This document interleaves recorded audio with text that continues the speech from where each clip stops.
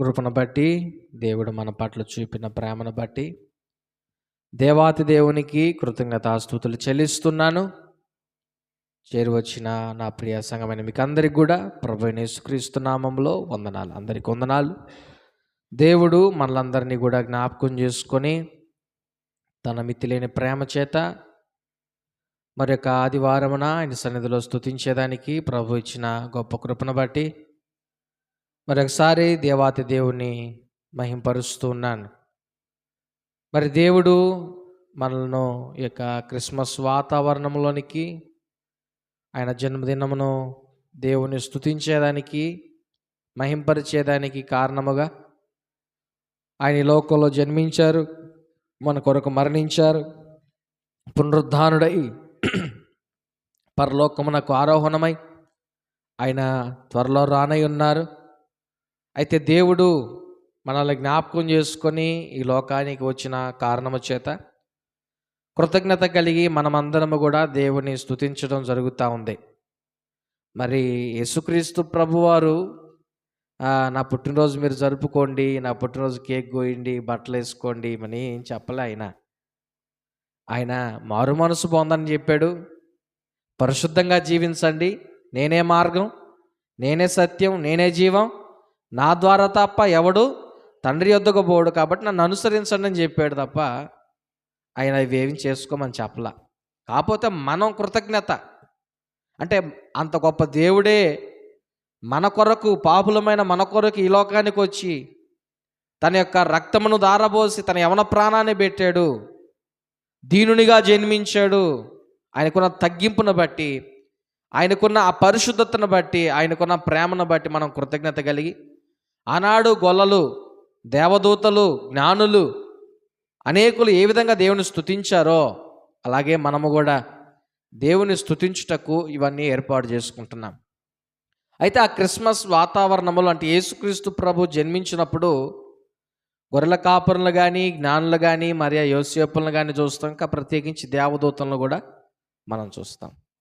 గాబ్రియేలు దూత మరియ దగ్గరకు వచ్చి ఆ వర్తమానం చెప్పడం కావచ్చు, అదే గాబ్రియేలు దూత జకర్యా దగ్గరకు వచ్చి యోహాను జననం గురించి చెప్పడం, దానియేలు దగ్గర రాజ్య భవిష్యత్తును గురించి చెప్పడం, ఇవన్నీ మనం చూస్తాం. అంటే ఈ గాబ్రియేలు దూత గురించి మనం గమనించినప్పుడు ఈ లోకాన్ని మార్చే విషయాలు, చాలా ప్రత్యేకమైన సందేశాలు దేవుని దగ్గర నుంచి తీసుకువస్తున్నట్లుగా మనం చూస్తాం.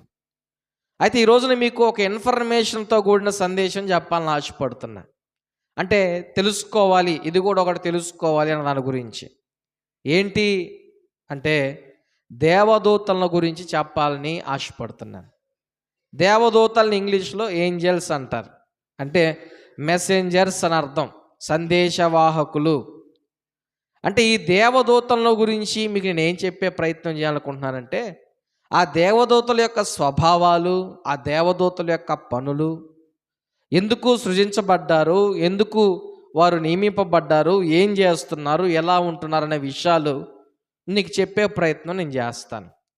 మరి గమనించండి నా ప్రియమైన సహోదరి సహోదరులారా, దేవదూతలు సృజించబడ్డారు, మనుషులు కూడా సృజించబడ్డారు. కానీ వీరిరువురుకున్న వ్యత్యాసం ఏంటంటే మనిషికి శరీరం ఉంది కానీ దేవదూతలకి శరీరం ఉండదు. వారు ఆత్మస్వరూపులు. అయితే మనిషిని దేవుడు మంటితో రూపించాడు, నిర్మించాడని మనం బైబిల్లో చూస్తాం. అయితే దేవదూతల్ని దేవుడు ఎలా సృజించాడు అనేది మనం ప్రశ్నేసుకుంటే పరిశుద్ధ గ్రంథంలో ఒక మాటను మనం చూద్దాం. కీర్తనలు 104:4 వచనాన్ని మనం చదివితే అక్కడ వాయువులను తనకు దూతలుగాను అగ్ని జ్వాలలను తనకు పరిచారకులుగాను ఆయన చేసుకుని ఉన్నాడు అనేది మనం అక్కడ చదువుతున్నాం. ఏంటంట? వాయువులను అంటే గాలిని ఆయన తనకు దూతలుగా, అగ్నిజ్వాలను ఆయనకు పరిచారకులుగా చేసుకుని ఉన్నాడు. అంటే దేవుడు దేవదూతలను సృజించిన విధానాన్ని గురించి నేను మీకు తెలియచేయడానికి ఇష్టపడతా ఉన్నాను.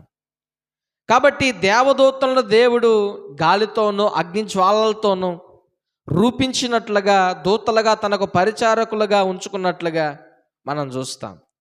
అయితే ఈ దేవదూతలకి మనకున్న తేడా, వారు సృజించబడ్డారు, మనం సృజించబడ్డాం. కానీ వారు ఆత్మస్వరూపులు, మనం శరీరంతో కూడా ఆత్మను కలిగి ఉన్నాం. రెండోది, వారు అమరులు, అంటే వారికి మరణం అనేదే లేదు. నాలుగవదిగా, దేవునికి పూర్తిగా వీరు విధేయులుగా ఉంటారు. దేవుని మాటను ఏమాత్రం కూడా వీరు తూచా తప్పకుండా పాటిస్తారు. ప్రత్యేకించి వీరు పెండ్లి చేసుకోరు, పెండ్లికి ఇవ్వబడరు. సంతానం అనేది వీరికి ఉండదు. అంటే వీరి ద్వారా మరో దేవదూత పుట్టడు. అంటే పెండ్లి చేసుకోరు, పెండ్లికి ఇవ్వబడరు. అది చాలా స్పష్టంగా యేసుక్రీస్తు ప్రభు వారే చెప్తున్నారు. మత్తయి సువార్త 22వ అధ్యాయము 30వ వచనములో, పునరుద్ధానమందు ఎవరునూ పెండ్లి చేసుకొనరు, పెండ్లికి ఇయ్యబడరు, వారు పరలోకమందున్న దేవదూతల వలె ఉందురు. అంటే యేసుక్రీస్తు ప్రభు వారు పరలోకాన్ని గురించి చెప్తూ, పరలోకంలో పెండ్లిళ్ళు జరగవు, పెండ్లికి ఇవ్వబడరు, వారు దేవదూతల్లాగా మారిపోతారు అని యేసుక్రీస్తు ప్రభు చెప్తారు. అంటే దేవదూతలు ఏ విధంగా అయితే ఆత్మతో ఉన్నారో అదే ఆత్మతో ఇక్కడి నుంచి కొనిపోబడిన, లేదా మరణించి ప్రభు దగ్గరికి వెళ్ళిన, లేదా ప్రభు రాకళ్ళు ఎత్తబడిన వీరందరూ కూడా దేవదూతల వల్లే ఆత్మను కలిగి ఉంటారని ప్రభువు చెప్తా ఉన్నాడు. అయితే మరో ప్రశ్న వేసుకుందాం. ఈ దేవదూతలు ఎంతమంది ఉన్నారు? ఈ దేవదూతలు ఎంతమంది ఉన్నారు అనే ప్రశ్న వేసుకుంటే, బైబిల్ ఒక సంఖ్యను చెప్పలేదు, కానీ కొన్ని వాక్యాలు అయితే వ్రాయబడి ఉన్నాయి. హెబ్రీయులకు రాసిన పత్రిక 12వ అధ్యాయము 22వ వచనంలో, పరలోకపు యెరూషలేమునకు వేవేల కొలది దేవదూతల యొద్దకును అని అక్కడ రాయబడ్డ మనం చూస్తాం. వేవేల కొలది దేవదూతలు అని రాయబడ్డది. అలాగే ప్రకటన గ్రంథం 5వ అధ్యాయము 11వ వచనాన్ని మనం చూస్తే, ప్రకటన గ్రంథం 5వ అధ్యాయము 11వ వచనం చూస్తే, మరియు నేను చూడగా సింహాసనమును జీవులను పెద్దలను ఆవరించి ఉన్న అనేక దూతల స్వరము వినబడెను, వారి లెక్క కోట్ల కొలదిగా ఉండెను అనేది అక్కడ రాయబడి ఉంది. వారి లెక్క ఎలాగుందంట? కోట్ల కొలదిగా. మీరు గమనిస్తే గాబ్రియేలు దూత ఆ గొర్రెల కాపరులతో ఆ సందేశం చెప్పిన తర్వాత పరలోక సైన్య సమూహం అనేది రాయబడుతుంది అక్కడ. వారందరూ కూడా ఆయన్ని స్తుతిస్తున్నట్లుగా మనం వాక్యాన్ని అక్కడ చదువుతాం. ఇక్కడ ప్రకటన గ్రంథంలో ఉన్న వాక్య ఆధార ప్రకారంగా దేవదూతలు కోట్ల కొలదిగా ఉన్నారు.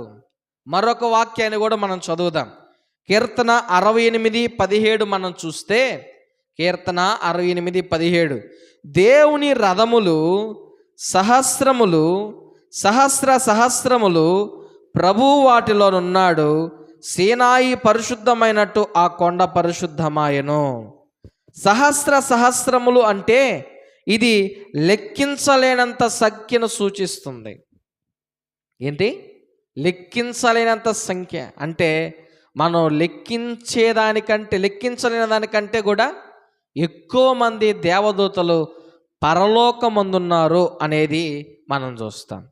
అయితే ఈ దేవదూతలు చేసే పనులేంటో ఇప్పుడు చూద్దాం. ఇప్పుడు దాకా మనం 2 విషయాలు చూసాం. ఏం చూసాం? ఈ దేవదూతలు ఎలా సృజించబడ్డారు, వారు పెళ్ళిళ్ళు చేసుకుంటారా చేసుకోరా, వారికి మరణం ఉందా లేదా, ఇవి చూసాం. రెండోది ఏం చూసాం మనం ఇప్పుడు?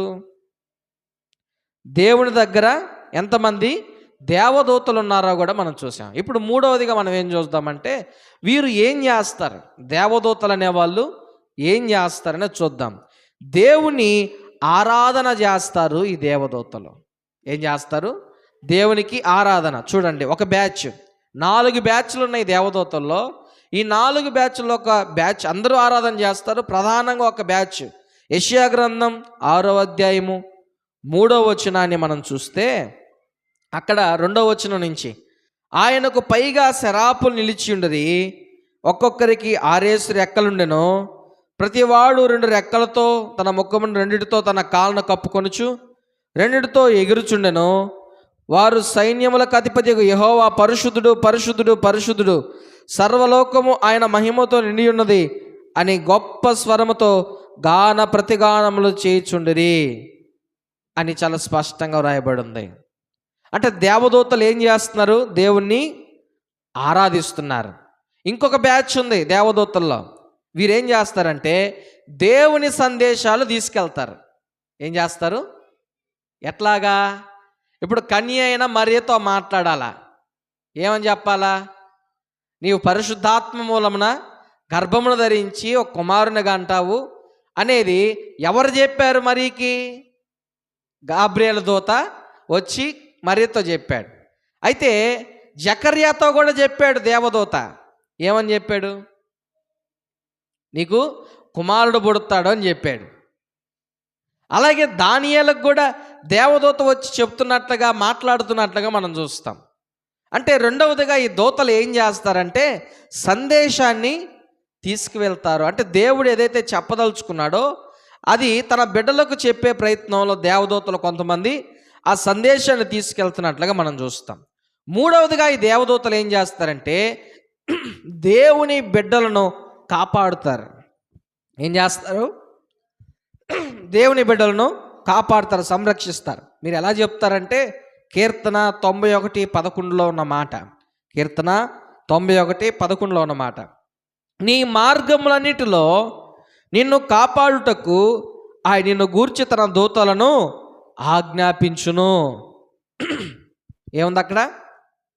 నీ మార్గములన్నిటిలో నిన్ను కాపాడుటకు ఆయన నిన్ను గూర్చి తన దూతలకు ఆజ్ఞాపిస్తాడు. ఈ దేవదూతలు మూడవదిగా ఏం చేస్తారంటే మనల్ని ప్రొటెక్ట్ చేస్తారు, మనల్ని రక్షిస్తారు. ఒక సందర్భంలో మీరు చూస్తారు, పేతురు చెరసాల్లో ఉన్నప్పుడు, అపోస్తల కార్యాల్లో 12:7 పేతురు చెరసాల్లో ఉన్నప్పుడు దేవదూతే ఆ యొక్క సంఖ్యలను ఓడదీసి ఆ యొక్క గేట్లను తెరచి పేతురు నా చెరసాల నుంచి బయటికి తీసుకొస్తున్న సందర్భాన్ని మనం చూస్తాం. అయితే నాలుగవది ఈ దేవదూతలు మనం చూస్తే దేవుని తీర్పును అమలుపరుస్తారు. దేవుని తీర్పుని అమలుపరుస్తారు. ఎలాగ అమలుపరుస్తారు? ఈ ఇజ్రాయేలీలు ఐగుప్తులో ఉన్నప్పుడు ఫరో అంటాడు వారి తొలిచూలు పిల్లను చంపేయాలని. అలాగే దేవుడు ఆజ్ఞను నిర్వర్తించేదానికి ఐగుప్తులో ఉన్న ఆ ఐగుప్తుల యొక్క తొలిచూలు పిల్లను చంపేదానికి ఒక దేవదూతని పంపిస్తున్నట్లుగా మనం చూస్తాం. నిర్గమాకాండం 12:23 రెండవదిగా 2 రాజులు 19:35 కూడా ఒక దూత 185,000 మంది సైనికులను చంపుతాడు. ఎంతమందిని? 185,000 మంది సైనికులను ఇజ్రాయేలుకు వ్యతిరేకంగా వచ్చి వారిని పాడు చేయాలనుకుంటున్నప్పుడు వారు నిద్రిస్తుండగానే రాత్రికి రాత్రి ఒక్క దేవదూతే వచ్చి 185,000 మంది మనుషులను సైనికులను చంపేస్తాడు. ఎందుకు ఈ విషయం చెప్తున్నానంటే దేవదూతలు ఏం చేస్తారంటే దేవుణ్ణి ఆరాధిస్తారు. రెండవదిగా దేవుని ప్రజలను కాపాడుతారు, దేవుని సందేశాన్ని తీసుకెళ్తారు. నాలుగవదిగా దేవుని తీర్పులను అమలుపరుస్తారు. ఐదవదిగా మనం చూస్తే వీరు దేవుని బిడ్డలకు సేవ చేస్తారు. ఏం చేస్తారు? దేవుని బిడ్డలకు సేవ చేస్తారు. యేసుక్రీస్తు ప్రభువారు 40 పగలు 40 రాత్రులు ఉపవాసం ఉన్న తర్వాత యేసుక్రీస్తు ప్రభు అక్కడ ఎడారిలో ఉంటే దేవదూత వచ్చి ఆయనకి పరిచర్య చేయుచుండన్న మాట మనం చదువుతాం. ఏం చేస్తున్నారు? దేవదూతలు వచ్చి ఆయనకి పరిచర్య చేయుచుండెను. హెబ్రీయులకు రాసిన పత్రిక 1:14 వీరందరూ రక్షణయను స్వాస్థ్యము పొందబోరు వారికి పరిచారము చేయుటకై పంపబడిన సేవకులైన ఆత్మలు కారా అనే మాట అక్కడ మనం చదువుతున్నాం. ఎవరైతే రక్షించబడి రక్షణను స్వాస్థ్యము పొందుకున్నారో వారికి పరిచారము చేయుటకు దేవదూతలను దేవుడు పంపుతాడు అనే మాటను అక్కడ మనం చదువుతా ఉన్నాం. ఇక ఆరోదిగా మనం చూస్తే ఈ దేవదూతలకి స్వేచ్ఛ అనేది ఉండదు. ఈ దేవదూతలకి స్వేచ్ఛ అనేది ఉండదు. ఎలాగంటే అలాగా గందరగోళంగా ఉండరు.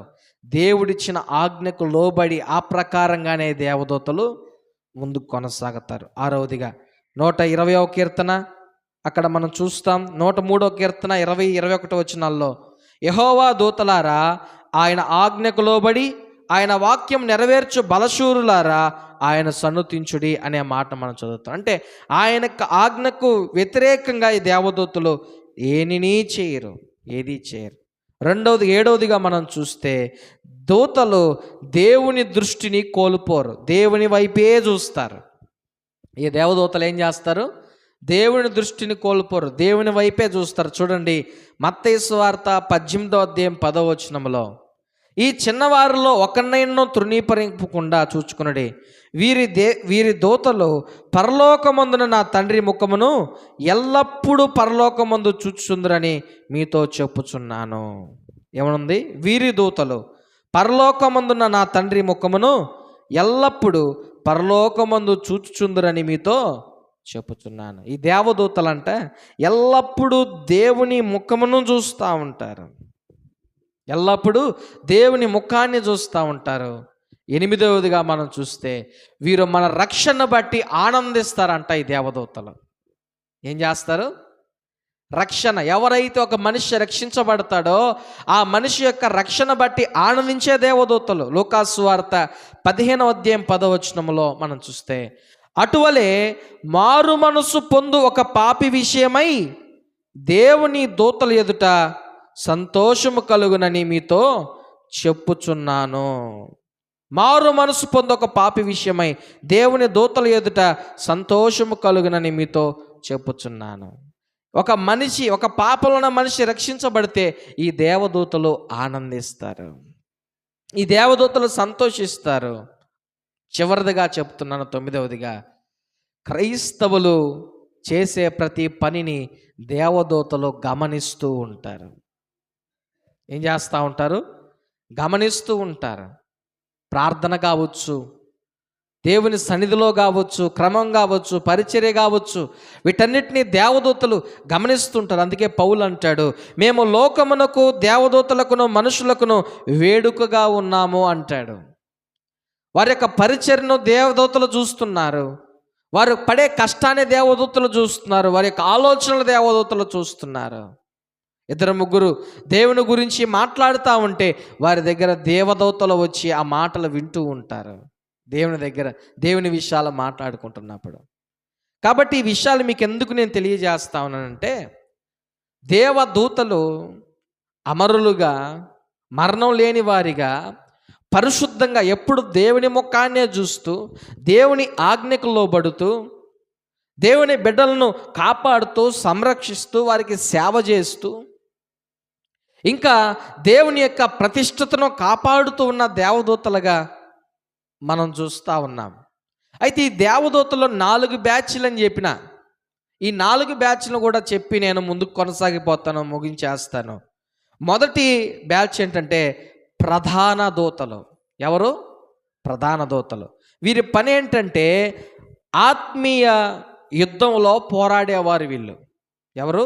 ఆత్మీయపరమైన యుద్ధంలో. మనకి ఎక్కడ కనిపిస్తుంది అంటే యూదా పత్రిక 1వ అధ్యాయము 9వ వచనంలో మనం చూస్తే, అయితే ప్రధాన దూత అయిన మికాయేలు అపవాదితో వాదించుచు మోషే యొక్క శరీరమును గూర్చి తర్కించున్నప్పుడు దూషించి తీర్పు తీర్చ తెగింపక ప్రభు నిన్ను గద్దించునుగాక అనెను. ఇక్కడ వ్రాయబడుతున్న మాట ప్రధాన దూత అయిన మికాయేలు అనే మాటను మనం చూస్తున్నాం. ఎవరంట వీళ్ళు? ప్రధాన దూతలు. వీరు ఆత్మీయపరమైన యుద్ధంలో పోరాడే వ్యక్తులు దేవుని యొక్క మాటను బట్టి. రెండవదిగా కెరూబులు. ఎవరు? కెరూబులు. వీరు ఏం చేస్తారంటే ఆదికాండం 3వ అధ్యాయం 24వ వచనం, దేవుని పవిత్రతను కాపాడేవారు, దేవుని సింహాసనానికి దగ్గరగా ఉండేవారు ఈ కెరూబులు. 4 బ్యాచ్లు అని చెప్పా. ఒకటి ఆత్మీయపరమైన యుద్ధానికి వెళ్ళేవాళ్ళు, రెండోది దేవుని సింహాసనానికి దగ్గరగా ఉండేవాళ్ళు, వీరిని కెరూబులు అంటారు. ఆదికాండము 3వ అధ్యాయం 24వ వచనాన్ని చూస్తే, అప్పుడు ఆయన ఆదామును వెళ్ళగొట్టి ఏదైనా తోటకు తూర్పు దిక్కున కెరూబులను, జీవవృక్షమునకు పోవు మార్గమును కాచుటకు ఇటు అటు తిరుగుచున్న ఖడ్గజ్వాలను నిలవబెట్టాను. ఖడ్గజ్వాలను నిలవబెట్టాడు అంటే మీరు గమనించండి, మీరు కీర్తనల మొదట ఒక మాట చదివారు, దేవదూతలను దేవుడు ఎలా సృజించాడు? వాయువులతో, అంటే గాలితో, వాయువుతో దేవదూతను, తర్వాత అగ్ని జ్వాలలతో దేవదూతలను సృజించినట్లుగా మనం చదివాం. ఇక్కడ మనం బాగా గమనించండి, ఆదామును హవ్వను ఆ ఏదైనా తోట నుంచి పంపించేసిన తర్వాత ఇంకెవరూ కూడా ఆ తోటలోనికి వెళ్ళి ఆ జీవవృక్ష ఫలాన్ని తినకుండా ఉండేదానికి దేవుడు ఆ తోటకి కాపలాగా ఎవరిని పెట్టాడంట? కెరూబులను, అగ్ని జ్వాలలను పెట్టాడు. అంటే ఈ కెరూబులు దేవుని పవిత్రతను కాపాడేవారు. ఇదొక బ్యాచ్. దేవుని సింహాసనానికి దగ్గరగా ఉండేవాళ్ళు వీరి కెరూబులు. ప్రధాన దూతలు ఉన్నారు, కెరూబులు ఉన్నారు. మూడవదిగా శరాపులు. ఎవరు? శరాపులు. మీరు చదివారు ఇందాక యెషయా గ్రంథంలో. వీరి పని ఏంటంటే 6 రెక్కలు కలిగి 2 రెక్కలతో ముఖాన్ని కప్పుకొని, 2 రెక్కలతో కాళ్ళను కప్పుకొని, 2 రెక్కలతో ఎగురుతూ పరిశుద్ధుడు పరిశుద్ధుడు పరిశుద్ధుడు అని ఎల్లప్పుడూ దేవుని స్తుతిస్తూ ఉంటారు ఈ శరాపులు అనే దూతలు. ఇక నాలుగవదిగా సాధారణ దూతలు. వీరెవరంటే సందేశాన్ని తీసుకువెళ్ళేవారు. ఇందాక మీరు చదివారే, రక్షణ ప్రొటెక్ట్ చేసేదానికి, మనుషులను తన బిడ్డలను ప్రొటెక్ట్ చేసేదానికి, ఇంకొందరు సేవ చేసేదానికి, పరిచర్య చేసేదానికి, ఇంకొందరు దేవుని సందేశాన్ని తీసుకెళ్ళేదానికి వీరు సాధారణ దూతలు. అయితే మరియ దగ్గరకు వచ్చిన ఆ గాబ్రియేలు దూత మాత్రం సాధారణమైన దూత కాడు, పరలోకంలో చాలా ప్రత్యేకమైన దేవదూత. ఎందుకంటే ఈ గాబ్రియేలు అనే దూత ఎలాంటి సమయాల్లో ఈ లోకానికి, భూలోకానికి వచ్చి సందేశం ఇచ్చాడంటే, ఈ లోకాన్ని మార్చే విషయాలు, గొప్ప విషయాలు దేవుని దగ్గర నుంచి మోసుకొని వచ్చిన దూత, చాలా ప్రత్యేకమైన దూత. అంటే ఈ మికాయేలు, గాబ్రియేలు దూత వీరందరూ కూడా ప్రత్యేకించబడిన వారు, వారితో సమానమైన దూత ఈ గాబ్రియేలు దూత. అంతెందుకు, మనం ఈ రోజున అపవాది సాతానుడు అని పిలుచుకుంటా ఉన్నామే, ఆ సాతానుడు ఎవరు అనుకుంటున్నారు? ఆ సాతానుడు కూడా దేవదూతే. ఈ సాతానుడు కూడా బైబిల్ ఏమని సంబోధిస్తుందంటే ఒక కెరూబుగా సంబోధిస్తుంది. 4 బ్యాచ్లు అని చెప్పాను. ఏంటి ఆ 4 బ్యాచ్లు? ప్రధాన దూతలు, కెరూబులు, శరాపులు, 4వదిగా సాధారణమైన దూతలు. ఈ లూసిఫర్ కూడా కెరూబు. కానీ ఈ కెరూబుకున్న ఇంకొక ప్రత్యేకత ఏంటంటే ఆరాధనకు ప్రత్యేకించబడినవాడు, స్తుతించేదానికి ప్రత్యేకించబడినవాడు. ఈ కెరూబులు ఎలాగుంటారంటే, మీరు చెప్పానే, సింహాసనానికి చాలా దగ్గరగా ఉంటారు. దేవుని సింహాసనం ఉంటాడే, ఆ సింహాసనానికి చాలా దగ్గరగా ఉంటాడు. అలాంటి సందర్భంలోనే ఈ కెరూబు ఏం చేశాడంటే దేవునితో సమానంగా ఊహించుకున్నాడు. దేవునితో సమానంగా ఊహించుకొని నేను కూడా దేవునే అని హృదయంలో గర్వించినప్పుడు ఆ పరలోక రాజ్యంలో తనకంటూ కొంతమంది దేవదూతలను ఏర్పరచుకుని దేవుని ఆలోచనకు వ్యతిరేకంగా ఉన్నప్పుడు దేవుడు ఆ పరలోకం నుంచి ఆ లూసిఫర్ అనే వ్యక్తిని, అపవాదిని, దేవదూతను, కెరూబును క్రిందకు త్రోసేసినట్లుగా మనం చూస్తాం. కాబట్టి ఈ విషయాలని మీకు ఎందుకు నేను తెలియజేస్తా ఉన్నానంటే, ఒక గాబ్రియేలు దూత మరియ దగ్గరకు వచ్చి సందేశం ఇచ్చాడు, జకర్యా దగ్గరకు వచ్చి సందేశం ఇచ్చాడు, యోసేపుతో మాట్లాడాడు, దానియేలు దగ్గరకు వచ్చి రాజ్యంతో కూడిన ఆ యొక్క గొప్ప విషయాలు, జరగబోయే విషయాలు చెప్తున్నాడు. దేవుని బిడ్డలను ఈ యొక్క వారి మార్గములో ఈ దేవదూతలు కాపాడుతున్నారు. రక్షణ పొందిన వారి విషయంలో ఆనందిస్తున్నారు, వారికి పరిచర్య చేస్తున్నారు, ఆత్మతో కూడా ఉన్నారు. అయితే వారికి మనకున్న ప్రత్యేకత ఏంటో తెలుసా ప్రియమైన సహోదరి సహోదరులారా? వారు ఆత్మతో మాత్రమే ఉన్నారు. మనము ఈ లోకంలో శరీరము ప్లస్ ఆత్మతో ఉన్నాము. వారికి దేవుడు ఎలాంటి బాధ్యతలు అయితే ఇచ్చాడో ఈ లోకంలో మనకు కూడా దేవుడు అలాంటి బాధ్యతలే ఇచ్చున్నాడు. కానీ వారు మాత్రం ఆజ్ఞను ఏమాత్రం త్రోసిపుచ్చట్లేదు. దేవుని ముఖం వైపే చూస్తున్నారంట వాళ్ళు.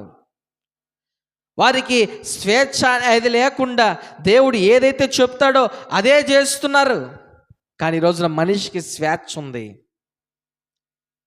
దేవుని మాటకు వ్యతిరేకంగా జీవించగలడు, దేవుని మాటకు లోబడి కూడా జీవించగలడు.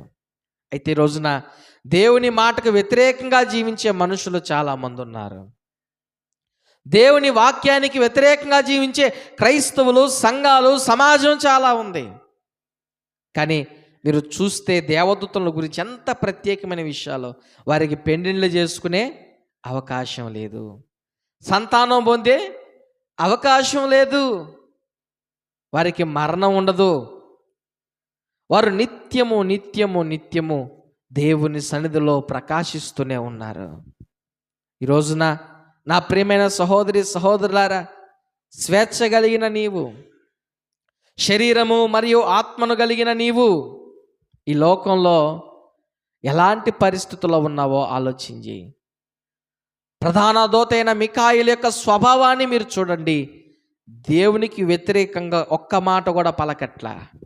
అపవాదితో యుద్ధం చేసేటప్పుడు అంటున్నాడు, దూషించి తీర్పు తీర్చ తెగింపక అనే మాటను మేము చూస్తాను. ఏంటంట? దూషించి తీర్పు తీర్చేదానికి ఈ దేవదూత తెగించలేదంట. ఆలోచన చేయండి. ఈ రోజున చాలామంది వారికి ఇవ్వని విషయాల్లో కూడా తెగిస్తున్నారు. వారికి పరిమితి మించి తెగిస్తున్నారు. పర్మిషన్ లేని వాటి విషయంలో కూడా తెగిస్తున్నారు. తెగించి వాళ్ళే తెగిపోతున్నారు మనుషులు. కానీ దేవదూత, ఈ మిఖాయిల్ దేవదూత ఎవరంటేనా ప్రధానమైన అంట. అక్కడ మీరు చదివారు కదా, ప్రధాన దూత అయిన అని రాయబడింది ఆయనకు ముందు. ఎవరంటేనా ప్రధాన దేవదూత అంట. అలాంటి దేవదూతే తీర్పు తీర్చేదానికి తెగింపక ప్రభు నిన్ను గద్దించునుగాక అన్నాడు. ఈ రోజున శరీరముతో ఆత్మతో ఉన్న మనుషులు ఏ విషయాలు తెగిస్తున్నారో ఆలోచన చేయాలి. కెరూబులేమో దేవుని సింహాసనాన్ని, దేవుని ప్రతిష్ఠతను కాపాడుతున్నారు. ఈ రోజున దేవుని ప్రతిష్ఠతను కాపాడే మనుషులు సమాజంలో ఉన్నారా? దేవుని గౌరవాన్ని కాపాడుతున్నారా? దేవునికి ప్రొటెక్షన్గా ఉంటూ ఉన్నారా? దేవుని విలువలకు ప్రొటెక్షన్గా ఉంటున్నారా? శరాపులంట 2 రెక్కలతో కళ్ళు మూసుకొని 2 రెక్కలతో కాళ్ళను కప్పుకొని 2 రెక్కలతో ఎగురుతూ ఎందుకు ఆ విధంగా చేస్తున్నారు తెలుసా? దేవుని ఎదుట మేము పరిశుద్ధంగా ఉండాలి. దేవుని చూచేదానికి మాకు ఆ ప్రత్యేకత లేదు. అంటే ఆయన వెలుగు, ఆయన తేజస్సు, ఆ పరిశుద్ధత వాతావరణం మనల్లో ఎలా చేస్తుందంటే మనం ఆయన చూచేదానికి అర్హులం కాదు అనిపిస్తుంది. ఆ దేవదూతలు దేవుని ఆరాధిస్తున్నారు. ఈరోజు నా మనుషులు, శరీరము ఆత్మతో ఉన్న మనుషులు దేవుని ఆరాధిస్తున్నారా? అయితే చివరిగా ఒక ప్రత్యేకమైన విషయాన్ని చెప్పి నేను ముగిస్తాను ఈ దేవదూతల గురించి. ప్రకటన గ్రంథం 22వ అధ్యాయము 8-9 వచనాలు ఖచ్చితంగా చదవాలి. ప్రకటన గ్రంథం 22వ అధ్యాయము 8-9 వచనాలు మనం చూస్తే, యోహానను నేను ఈ సంగతులను వినినవాడను చూచినవాడను. నేను విని చూచినప్పుడు వాటిని నాకు చూపుచున్న దూత పాదముల ఎదుట నమస్కారము చేయుటకు సాగిలపడగా అతడు, వద్దు సుమి, నేను నీతోనూ ప్రవక్తలైన నీ సహోదరులతోనూ ఈ గ్రంథముందున్న వాక్యములను గైకొన వారితోనూ సహదాసుడను, దేవునికే నమస్కారము చేయమని చెప్పాను. హల్లెలూయా. ఈ దేవదూతల గురించి మనం తెలుసుకోవాల్సిన విషయం ఏంటంటే, ఏ మనుషుడు కూడా దేవదూతలను ఆరాధించకూడదు. ఆ దేవదూత చెప్తున్నాడు, నేను మీతో కూడా సహదాసుడను అంటున్నారు. రెండవదిగా, దేవదూతల్లో ఆడ మగ ఉండదు, మగవాడే ఉంటాడు. సహదాసుడను అనే మాటను మనం చూస్తున్నాం. కాబట్టి ఈ దేవదూత అంటున్నాడు, మీరు నాకు మ్రొక్కకూడదు, నన్ను పూజించకూడదు. మీరు ఏం చేయాలంటే దేవునికి మాత్రమే నమస్కారము చేయాలి. ఈ రోజున దేవదూత పక్కన పెడితే పాస్టర్లను పూజించే క్రైస్తవులు కూడా ఉన్నారు. పాస్టర్ని పూజిస్తుంటారు. ఇంకా వాళ్ళకి కొబ్బరికాయ కొట్టి దండేయడమే తక్కువ, ఇంక మిగతా అన్నీ చేస్తారు. ఒకానొక సమయంలో అపోస్తలుడైన పౌలు శీల వేరే ఊరికి పోతే అక్కడ ప్రజలందరూ కూడా వాళ్ళ మాటలు విని మంత్రముగ్ధులై, ఇదిగో నీకొక గుడిని ఆయనకొక గుడిని కట్టిస్తామని చెప్పంటే వాళ్ళ బట్టలు జింపుకున్నారంట. వాళ్ళు ఎవరు? బైబిల్లో ఎన్నో పుస్తకాలు రాసిన గొప్ప గొప్ప పాస్టర్లు, అపోస్తలు, ఒరే పిచ్చోళ్ళారా, మమ్మల్ని ఎందుకు మీరు నాశనం చేస్తారు? మేము ఆయన కొరకు నియమింపబడిన వారు, మేము దేవుళ్ళం కాదు, దేవదూతలం కాదు, మాకు మీరు నమస్కారం చేయబాకండి, స్తుతించడానికి అర్హుడు ఒక దేవుడే అని చెప్పి అంటారు. ఈరోజు చాలామంది దైవ సేవకులు అలా చేయట్లా, కాళ్ళు మొక్కించుకుంటున్నారు, ఏదేదో చేయించుకుంటున్నారు. నిజానికి ఆ విధంగా చేయకూడదు. మహిమకు అర్హులు దేవుడు ఒక్కడే. ఇక్కడ దేవదూత ఏం చెప్తున్నాడు? ఆ పరలోకంలో యోహానుకు ఆ విషయాలన్నీ చెప్తున్న దేవదూతకి నమస్కరించడానికి పోతా ఉంటే, అయ్యయ్యో వద్దు వద్దు సుమి, వద్దు వద్దు, నీకును నీతో, అక్కడ చదవండి ఒకసారి చాలా స్పష్టంగా, నేను నీతోనూ ప్రవక్తలైన నీ సహోదరులతోనూ ఈ గ్రంథముందున్న వాక్యములను గైకొని వారితోనూ సహదాసుని. ఎంత తగ్గించుకుంటున్నాడో ఈ దేవదూత ఆలోచన చేయండి. మీ అందరితో నేను కూడా సమానున్నే, కాబట్టి మీరు నాకు నమస్కారం చేయబాకండి, నన్ను పూజించబాకండి అని దేవదూత చెప్తా ఉన్నాడు. అందుకే కదా గాబ్రియేల్ దూతతో పాటు కోట్ల కొలది లెక్కించలేనంత గొప్ప పరలోక సైన్యం దేవునికి సర్వోన్నతమైన స్థలములలో దేవునికి మహిమయు ఆయనకి ఇష్టలైన మనుషులకు భూమి మీద సమాధానముండునుగా కానీ గొప్ప స్వరముతో దేవుని మహిమపరిచారనే వాక్యాన్ని మనం చదువుతున్నాం. హల్లెలూయా. దేవదూతలందరూ కూడా గొప్ప స్వరముతో దేవుని మహిమపరిచారు. ఈ రోజున సంఘంలో ఉన్న ప్రతి విశ్వాసి గొప్ప స్వరముతో దేవుని మహిమపరచాలి, హృదయపూర్వకంగా దేవుని మహింపరచాలి, పరిశుద్ధతతో దేవుని మహింపరచాలి, దేవుని విలువలను కాపాడుతూ దేవుని మహింపరచాలి, దేవునికి ప్రధానమైన వారిగా ఉండి వారికి ఇచ్చిన పరిమిత చొప్పునే దేవుని మహింపరచాలి, తెగించి మహిమపరచకూడదు. ఈ రోజున ప్రధాన మికాయేల దూత కంటే కూడా ఈ రోజున చాలా గొప్ప ప్రధానులు ఎక్కువైపోయినారు క్రైస్తవ సమాజంలో. వీళ్ళందరూ తెగించి వాక్యకి విరుద్ధంగా ప్రవర్తిస్తూ ఉన్నారు, బైబిల్కి వ్యతిరేకంగా ప్రవర్తిస్తున్నారు, బైబిల్ చెప్పని వాటిని కూడా చేసి ప్రవర్తిస్తున్నారు. కానీ దేవదూత ఆ అపవాదిని తీర్పు తీర్చేదానికే తెగించలేదు. కానీ ఈ రోజున ఈ లోకంలో దేవదూతలుగా తన ప్రతినిధులుగా పిలువబడుతున్న దైవ సేవకులు, సంఘాలు మాత్రం బైబిల్కి వ్యతిరేకమైన చేసి తెగిస్తూ ఉన్నారు, వాళ్ళకి నచ్చినట్లుగా చేసి తెగిస్తూ ఉన్నారు, సంఘాలని పాడు చేసి తెగిస్తున్నారు, సంఘాలని చీల్చి తెగిస్తూ ఉన్నారు, విశ్వాసుల మధ్య కలహాలు పెట్టి తెగిస్తూ ఉన్నారు, ఐక్యత లోపించి తెగిస్తూ ఉన్నారు. ఈ రోజున దేవదూతలకు లేనటువంటి ఆ మనస్సు ఈ రోజున శరీరము ఆత్మ కలిగి ఉన్న మనుషులకు అట్టి మనసు ఉంది. ఎందుకంటే దేవదూతలు దేవుని మాటను వ్యతిరేకించరు, ఆయన మాటకు వ్యతిరేకంగా ఉండరు, ఆయన మాటకు లోబడి ఉంటారు, ఎప్పుడు ఆయన ముఖాన్నే చూస్తూ ఉంటారు. ఈ రోజున నా ప్రియమైన సహోదరి సహోదరులారా, ఆలోచన చేయండి. దేవదూతలకు దేవుడిచ్చిన బాధ్యతను చక్కగా నిర్వర్తిస్తారు. ఎన్ని చేస్తున్నారు? ఎంతమంది బ్యాచ్లు ఉన్నారు వాళ్ళు? ప్రధాన దూత, కెరూబులు, సెరాపులు, సాధారణమైన దూతలు, 4 బ్యాచీలు. ఒక్కొక్కరికి దేవుడు ఒక్కొక్క బాధ్యత ఇస్తే ఆ బాధ్యతలన్నీ వారు చక్కగా నిర్వర్తిస్తూ ఉన్నారు. ఈ రోజున ప్రభువు నీకు ఇచ్చిన బాధ్యత.